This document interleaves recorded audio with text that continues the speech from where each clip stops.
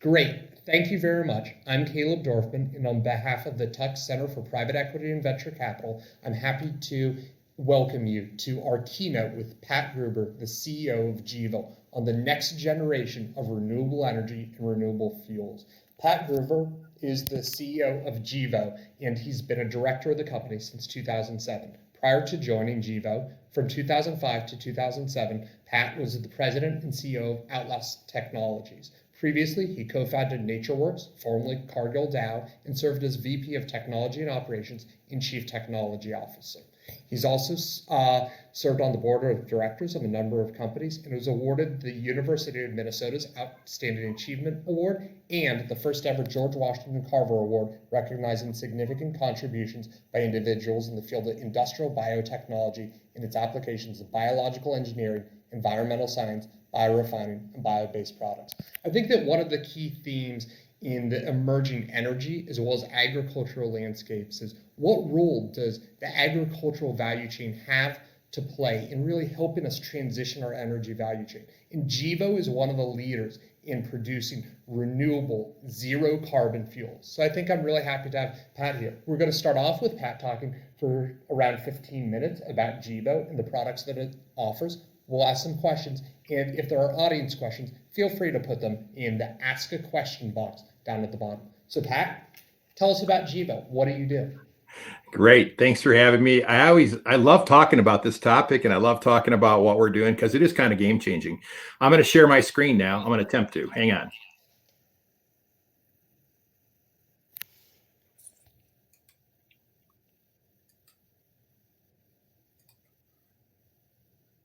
Tell me when it's up. It is up, Pat.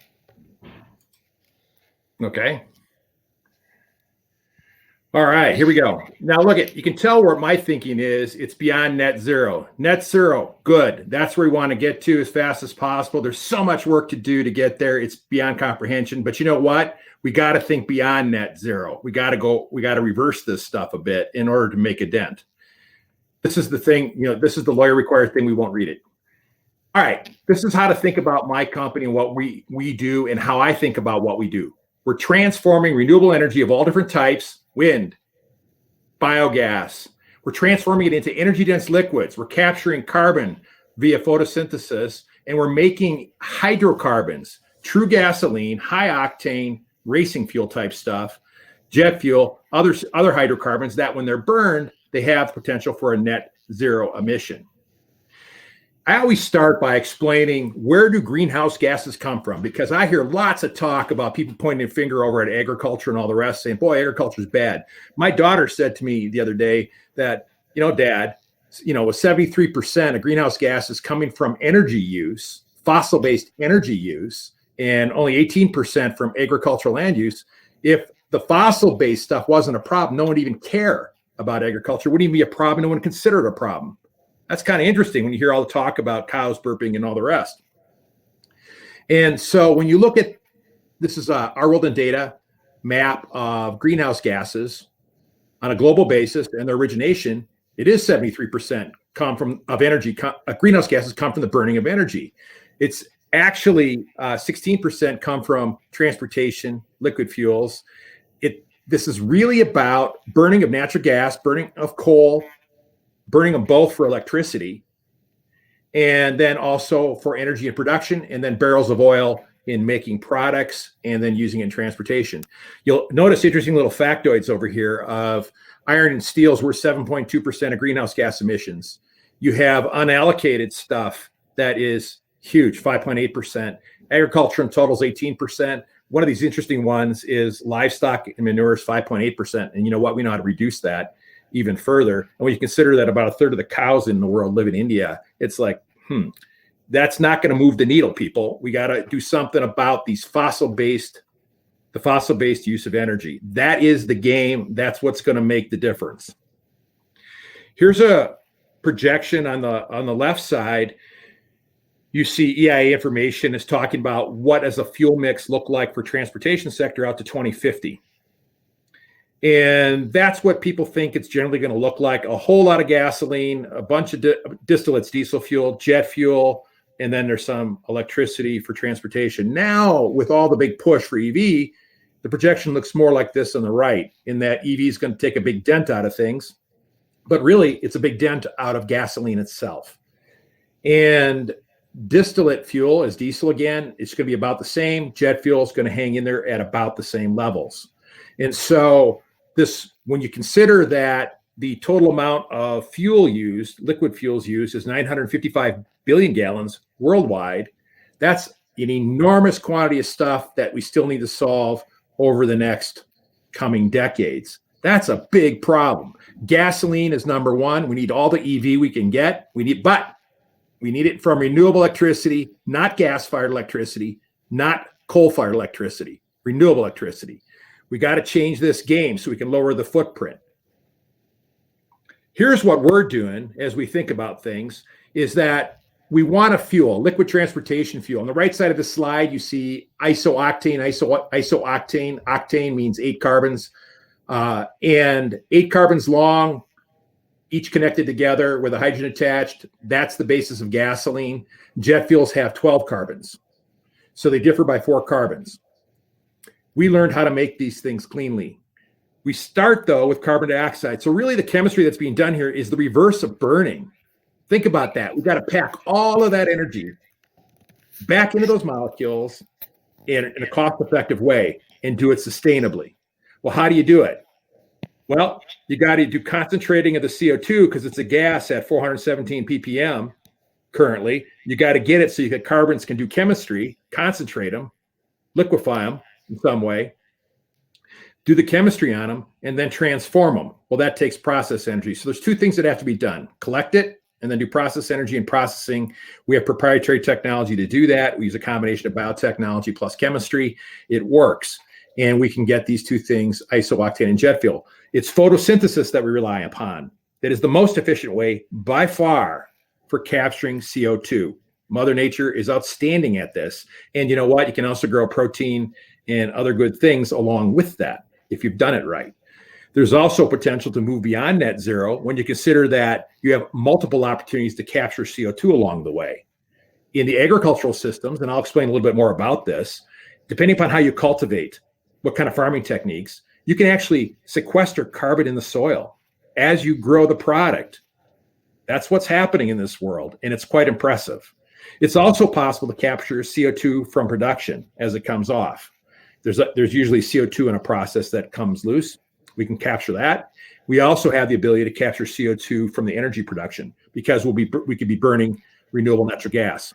So our processed energy needs to be renewable. Carbon source needs to be renewable. That's the game that we're trying to do. So the way we think of it then is photosynthesis plus renewable natural gas or biogas plus wind. You put all that together. We do our chemistry and biotechnology. We're able to make high value protein, things for pet nutrition, aquaculture, for feeding animals, etc. We can make jet fuel, gasoline, high performance gasoline it is, oxygenates, and we can also do diesel fuel. These products are drop-in, no changes to vehicles, no changes to infrastructures. They're designed that way on purpose. They have generally higher energy density, no sulfur in them, no nitrogen, no particulates. Those are the cancer-causing things that people talk about. They're very, very clean because we built them up on a chemical basis with building blocks. It's just a different game of what can be done. We're not refining a gazillion chemicals from a barrel of oil and trying to get rid of all the crap. We're just building it up to what we want. We have a plant that we've been talking about. It's gotten a lot of attention. We're going to call it Net01. We're in the midst of designing it and building it. We've already demoed and piloted and built prototypes of these processes over the last decade. But this plant is different. It is a concept of an off-the-grid protein, oil, and renewable hydrocarbon plant. It'll take in corn here in the U.S., about 30 million bushels. It'll process it, separating out the protein and oil. The carbohydrate residue will go on to a fermentation process. In that fermentation process, we've genetically engineered a yeast. It used to be an ethanol-producing yeast. We genetically engineered it so it no longer makes ethanol. It makes a different kind of alcohol called isobutanol that has 4 carbons. And then we do a fermentation of brew. In that brew, the product is isobutanol. It's got 4 carbons. Then we take it and do it to a chemistry process. The chemistry process connects the 4 carbon units together, gets rid of the oxygen. And if we hook 2 of those things together, that is the octane. We hook 3 of them together, that's jet fuel. If we hook 4 of them together, that'd be a diesel fuel. If you hooked 5 of them together, you'd be up in the bunker fuel range. In this plant, it's unusual in that we're going to have our own biogas production. We're using water in the processing, and there's always residual agricultural residue and carbohydrates. We're going to send that to a waste treatment plant, generate biogas. There's enough biogas that can be produced to power our plant. That's a big deal. That gets us off the dirty natural gas. Natural gas is not clean. Natural gas makes fossil carbon. We want it out of our system. We're going to generate our own. We are going to do some on-site electricity production. The range here could be from 10 to 30%. We are doing a related project to do wind electricity. This will be our second wind project done with Joule Energy. This one would bring in the rest of our electricity need. It's going to be a big wind farm that supplies us directly wired to our plant.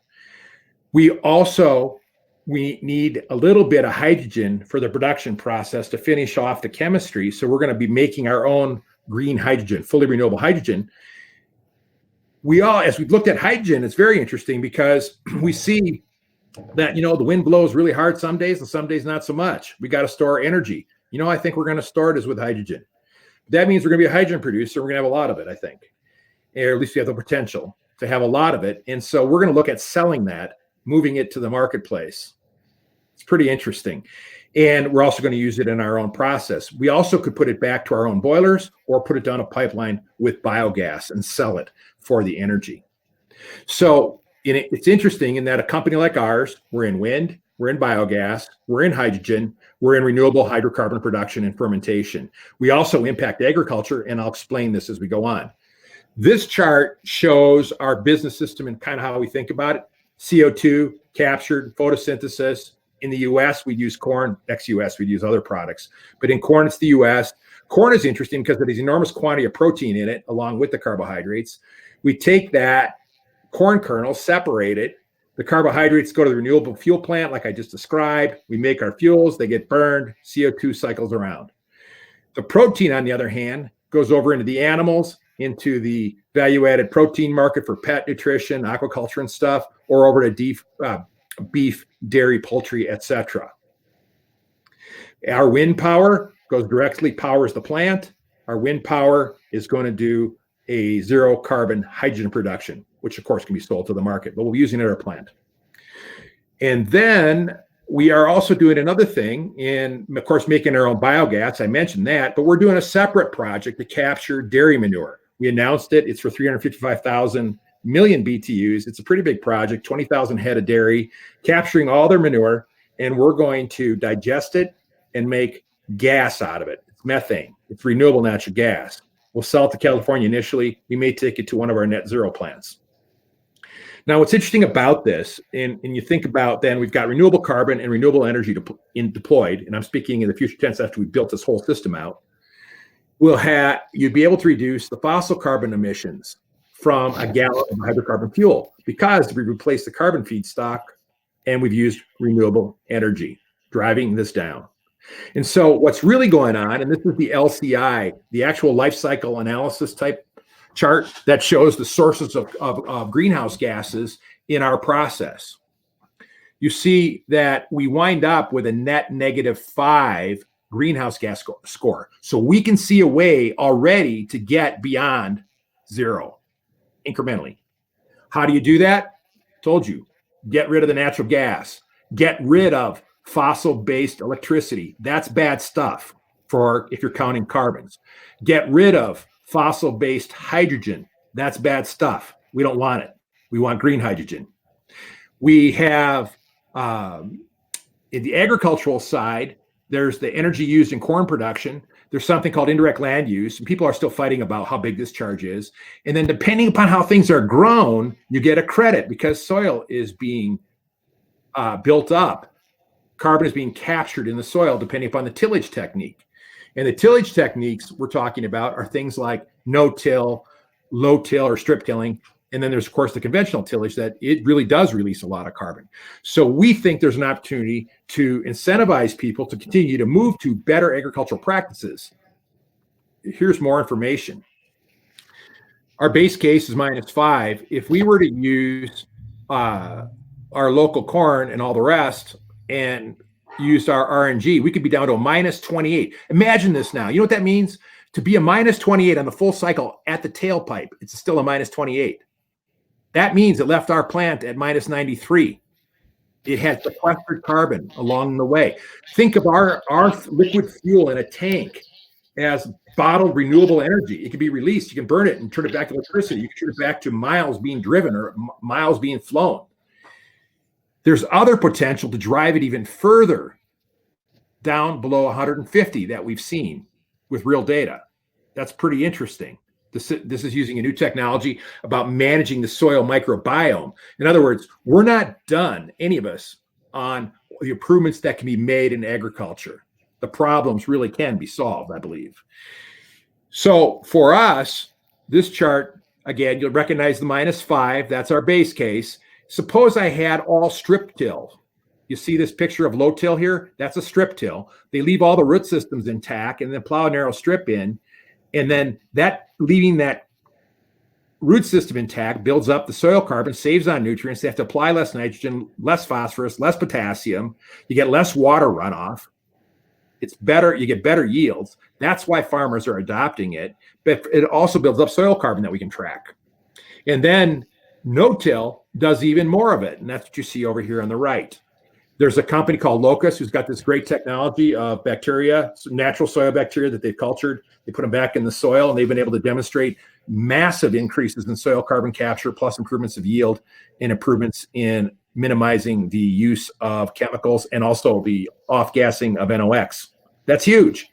That and when we use their data, it pencils in at a -190 footprint. That's after the fuel has been burned at the tailpipe. That's how it pencil in, using an argon GREET model. Now, if we only use waste products, because people always say, well, let's just use waste products. Well, they don't have any sequestering involved. Then the best they can do based on life cycle models is about near zero. So we see an advantage of setting up a business system where we're really paying attention to what goes in the ground, how it's being applied, what's being done, creating an economic incentive for farmers to improve and get on with it. Now, it isn't just us saying that this stuff is real. We have to get our stuff certified because, heck, nobody believes a company. You got to go get it certified. We work with the Roundtable for Sustainable Business. They do the UN's 12 principles, and ISCC Plus is a certification agency. They've both looked through our data and our pilot models, our pilot trials done at our Laverne plant, Minnesota, and they certified it as it's legit. This is important. There's more, though. I intend to make Gevo the most transparent company on earth when it comes to tracking stuff from the sourcing of it all the way to the marketplace, all the energy used, and its sources, greenhouse gases, and the bit. We're establishing a blockchain technology to do so. We've already made the prototype. It seems to work. We're expanding it, changing it over we did it originally around our Laverne plant. We're modifying it for our Net01 plant. We see that this has utility across the industry because this is about tracking stuff, how it's grown, what energy is applied to it, how much wind, how much biogas, how much renewable hydrogen, and all the rest, and tracking it all the way to the marketplace so that anybody can look instantly in a blockchain sense, look at the data and know, yep, here's where it originated, here's how it got to be here, here's what its footprint is. So there's no question. We also recognize that there's potential in tokenization of these kinds of things. That's a whole different topic. We're not ready for it.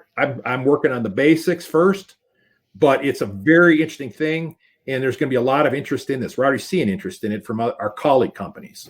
It's just a different way of thinking. If you're going to be transparent, you got to lay it out. And so with that, I will let y'all ask questions. That's fascinating, Pat. And if you're in the audience and you have a question, you can use the Ask a Question feature at the bottom of your screen. But I'll start off with some questions for Pat. So you've been working on the IP back in your core production process for It's well over a decade. I know we've talked about it for a decade. Can you walk us through some of the key advances that you've made on the yeast, on the agricultural side, and on processing that are really at the leading edge of this agricultural technology, which are helping make Gevo's value proposition a reality? Sure. So the original concept is, I don't know if anyone drinks Scotch whiskey, but Scotch whiskey, especially the Islays, they have a small amount of isobutanol in it. You can smell it. It's that really pungent, the one that, when you're in high school, which for me was now a long time ago, and I still remember, when you drink too much of that stuff you don't like, that might have been the isobutanol getting to you and making you not feel so good. Too much of that, because it's what's called fusel oils. It's made by small amounts by yeast during an ethanol fermentation. We recognized that we could take that pathway potentially, shut off the ability for that yeast to make ethanol, and instead shift all the carbon flow to isobutanol. That is what people now refer to as synthetic biology, but we were doing it long ago before any of those guys had those words. And that's what you did. So it's a serious amount of genetic engineering, changing the pathways, changing the enzymes and all the rest, but you got to keep everything natural. So it's not so straightforward. There's a second thing that we did that was really hard, is that we know that these yeast are sophisticated and they fight back. You change them, they don't like it. They go, I don't feel good. And they change that. They change their own genetic structure again, so they feel good.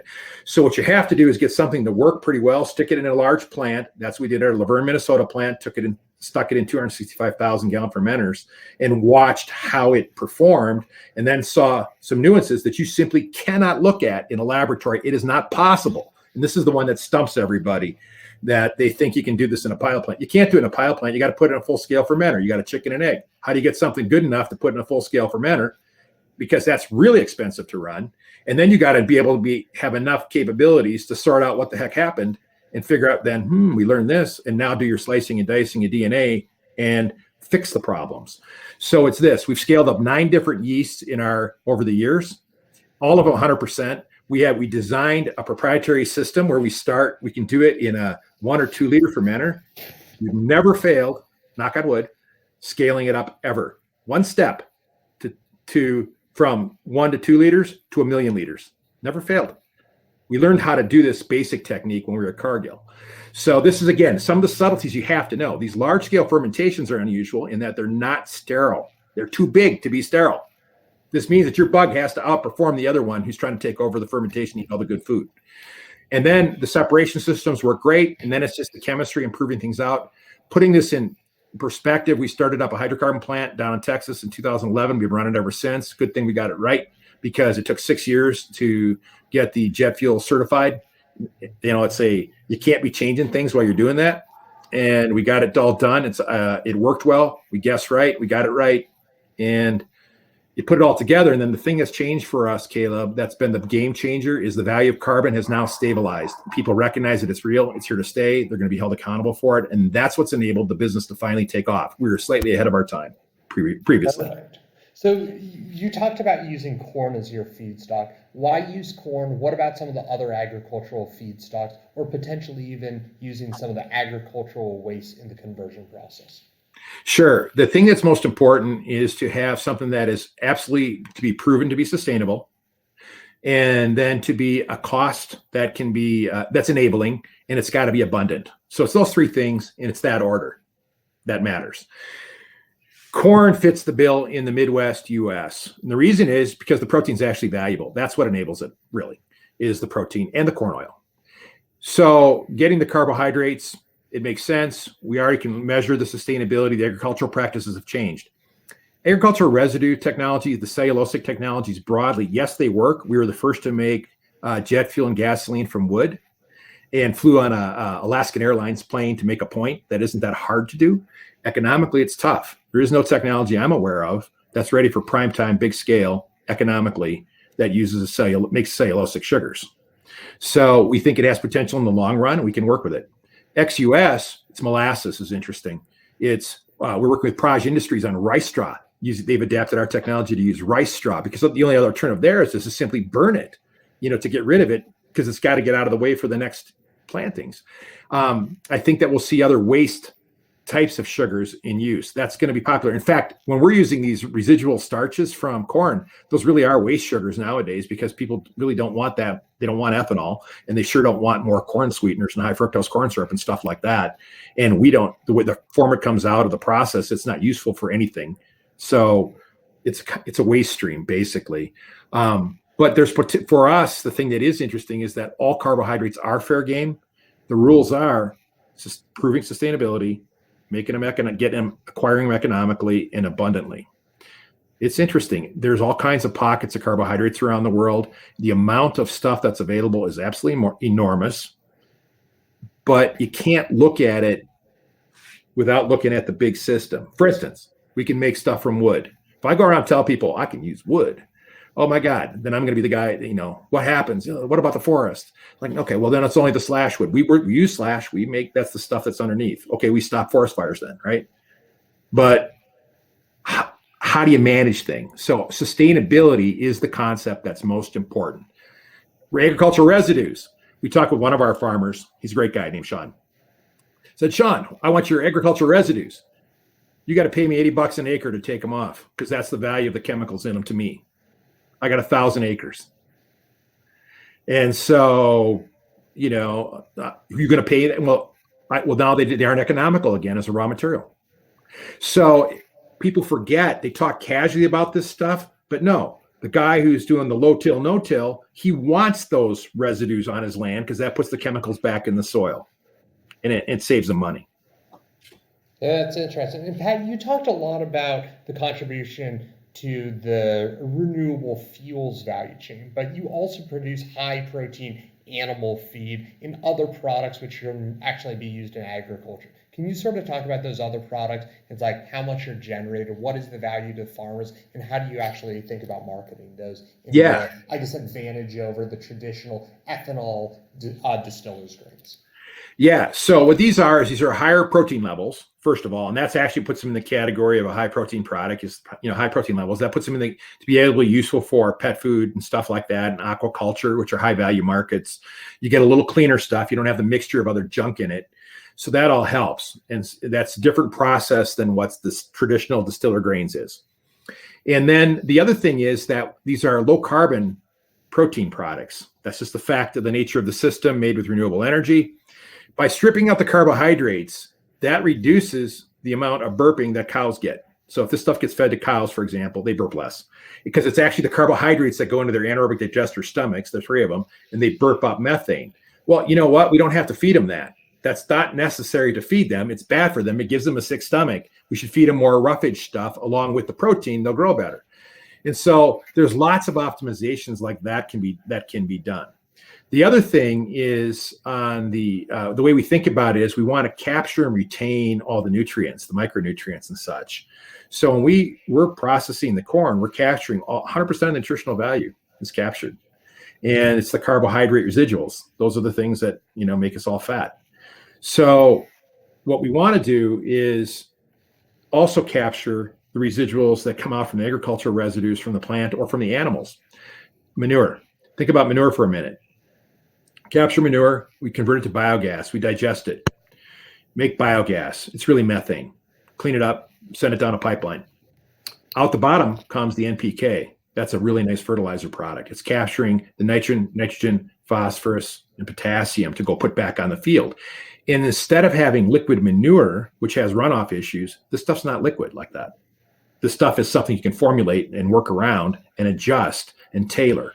So I think what we're going to see is a whole bunch of people. Well, we're being approached by a bunch of people who have related technologies to us because they can make for better efficiency in agricultural systems and all the rest. But will we be involved in fertilizer production? Yep, because we have an RNG plant. We will be involved in fertilizer production. How much should we be involved in it? I think that'll depend upon who we work with and how. Are we going to be involved in protein production? Absolutely. Are we going to improve the quality? I believe we will. What about corn oil? Yep. We're going to be making a whole 30 million pounds of corn oil. Price keeps going up. I like that. That offsets the cost of making our net zero fuels. And so it's it's you got to think of integrated business systems to get this right. Otherwise, you get the wrong answer. You actually calculate wrong and get it wrong. So Pat, you just brought up renewable natural gas, and dairy farms are obviously significant emitters of greenhouse gases and lots of other waste streams. Can you speak to the actual production of renewable natural gas? How do you install this at the dairy farms? And what percentage of dairy farms are maybe amenable to a solution like this? How scalable is the solution? Yeah, so so there's in the broad concept first. I think I would take the stance that all manure in America ought to be digested and turned into methane, and then we ought to use the micronutrients and put them back to the land and displace the fossil-based fertilizers and chemicals. So that's my high level, what I think should be done and how we should be thinking about it and get there. The economics are lined up best for dairy because they're the ones with some of the biggest problems in how their big lagoons work. And that's been the issue. So the liquid manure goes out, maybe it gets treated a little bit into a big lagoon, and the stuff just sits there and does its thing. The bugs go crazy and the methane gets emitted to the atmosphere. Not good. That's bad. There's several techniques of doing this, many different techniques. Europe's been extremely successful at it using closed vessels and agitators and all the rest. California's done some work with domed things. Okay, there's questions about how good they are and all the rest. At least it's a start. We're using a technology that is, think of it as a football field sized septic system at each of the dairies. So here, in the ones we're installing, we already started construction on these. The liquid manure would go into a series of baffled chambers in a zigzaggy thing inside a concrete bunker that's underground. Why underground? We live in the Midwest. The farms are in the Midwest. It gets cold in the winter. And so you can't afford to pay for the refrigeration and all the rest. So this is a real consideration for where a lot of the animals are.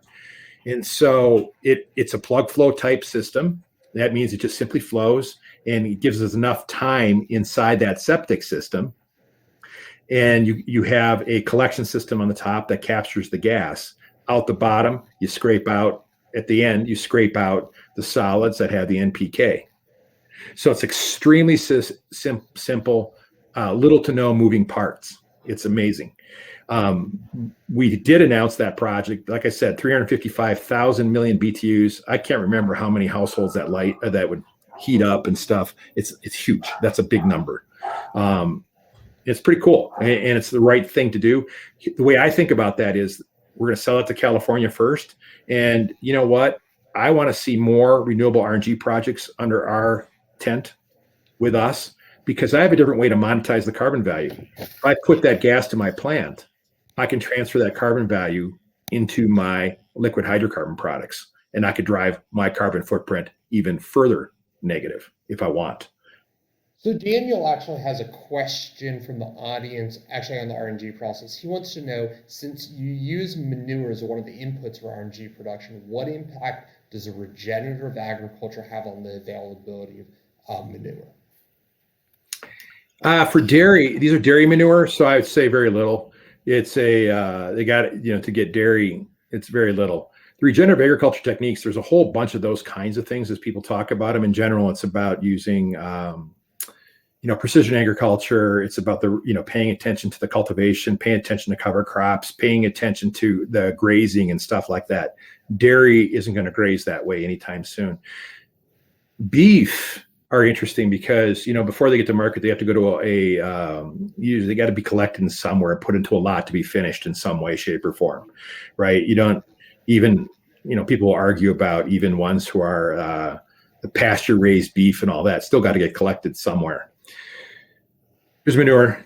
Those should be digested too. Like I said, I'm a big advocate of why would we waste that? It's already partially processed. It has cellulase enzymes in it already because that's what the cows do. It's already started to be converted. Let's keep it going and make it into something. Okay, the economics for that all don't work yet. I hope they do someday, and they could. Got it. So, Pat, you sort of talked about the availability of corn, and I know in one of your CI indications it was actually the transport. Can you talk about how you're working with farmers to source some of the feedstocks? I know at Luverne you work extremely closely with the farmer cooperative. Exactly. So I have a belief, and this is, again, I grew up in the Midwest. I grew up in St. Paul. We all of it around St. Paul. I was living out in the suburbs, but you go to get a job, you detassel corn. Everyone does. That's what you do. That's just, that's what you do.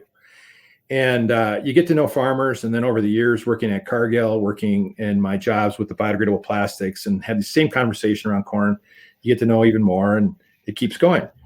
Farmers are fiercely independent. They want to be, they're working hard.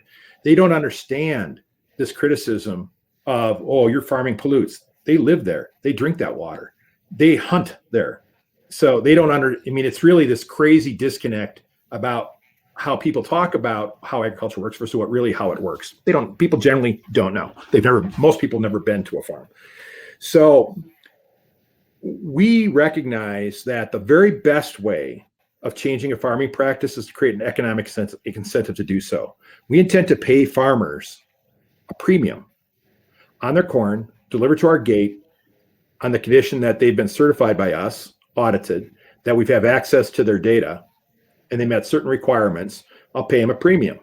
And depending upon how well they do, I'll pay them more of a premium. And if it's a conventional tillage, I won't pay them a premium. That's just corn. I don't want it. I want the low carbon corn. And so by creating an economic system like this, I think that's the very best way. Now, the way that this works, I would not contract grow it. I don't intend to contract grow. I think that takes freedom away from farmers. What I'd rather do instead is have it be competitive. Why? I'll pay the fair price. That's fair game, because you know what? People can continue to improve the agricultural practices. And as I mentioned, we know companies and have partners who can drive even more carbon in the soil and improve yields and all the rest. So I think we're at the beginning of a transitional game in agriculture.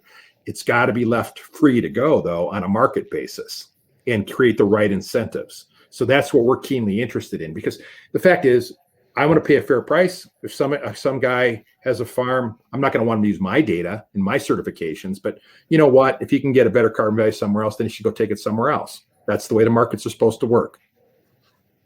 That's really interesting. It almost seems like it is a net positive for a lot of the farmers. Another question from the audience is more on the fuel side. And what impact does the electrification of the transportation industry have on the future of Gevo?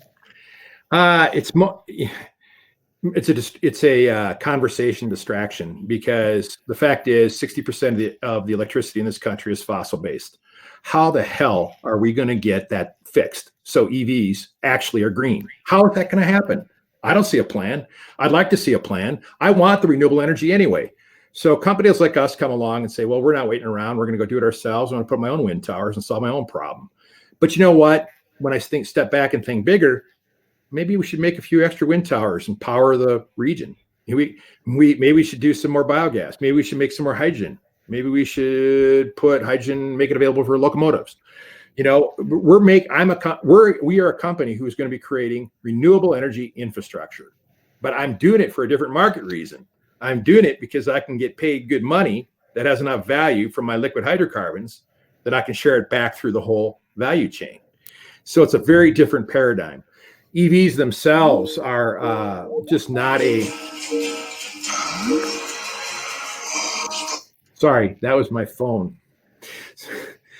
The EVs themselves, we need them. We need more renewable energy. I think on the coast, they make great sense, particularly if they can get the offshore wind and stuff like that. It'd be awesome. I also like fuel cells. I watch my Andy Marsh from Plug Powers on my board, and I admire his company greatly. And their fuel cells work great, and that makes sense. The trick of all of this is recognizing there's no one answer. All of them are going to be required. This problem is enormously big. BP did an assessment and was addressing the question of how much liquid fuel to be used in 2050 with 80% adoption of EV. They published it in one of their reports. It'd still be 245 billion gallons of hydrocarbons. Well, you know what? I want all of those hydrocarbons. Okay, that's an exaggeration. I want those hydrocarbons to be ours, to a good chunk of them to be ours, and I want them to be below net zero. That's what I want. So I guess, Pat, can you sort of tell us about some of the off-takers? I know that you have a lot of aviation off-takers. So just quickly. Yeah. The aviation off-takers are, Delta Airlines, Trafigura is going to take some of theirs. SAS. SAS is under a mandate. Delta owns a refinery. They think pretty broadly about fuels and how they work. They think differently. We did, as refining people, we did a deal with. And then we have a Trafigura is really good at, they do distribution and stuff. It's gasoline that's paying the majority of the interest by far, though. And the reason is we make a high performance gasoline that's in short supply. The alkylate, it's called. It's an alkylate fraction. And so that's what's happening early is it's a lot of interest in the gasoline, a lot of interest. So it's about 50-50 split. We're going to continue to see that. The SAF, the Sustainable Aviation Fuel, will catch up over time. But their airlines, they don't have money. They're trying to figure out who's going to pay the bill. Awesome. So another audience question, more on the feedstock side. It's like, do you guarantee to buy the whole crop for farmers who meet criteria? No, we won't. We'll require them. They can bring us if they want to bring us 1 bushel or whatever, a truckload or the whole bit. Whatever. It's fair is fair. What I do care about though is it's certified. That I care about, and that's what our whole blockchain program is about.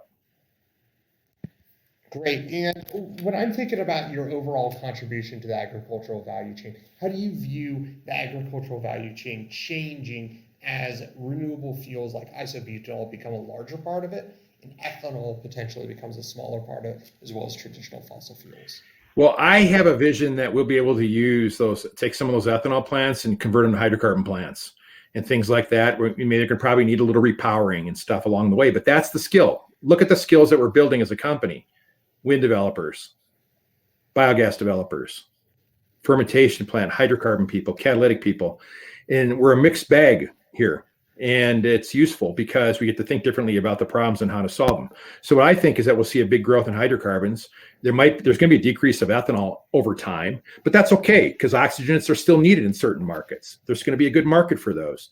And then I think it's a question of how do you set up these sustainable agricultural business systems and maximize it and capture carbon. When you think that there's 900 million acres of corn or something, and probably an equal amount of beans, I don't remember. Just think if we could sequester tons per acre. Think about that, how game-changing that could be.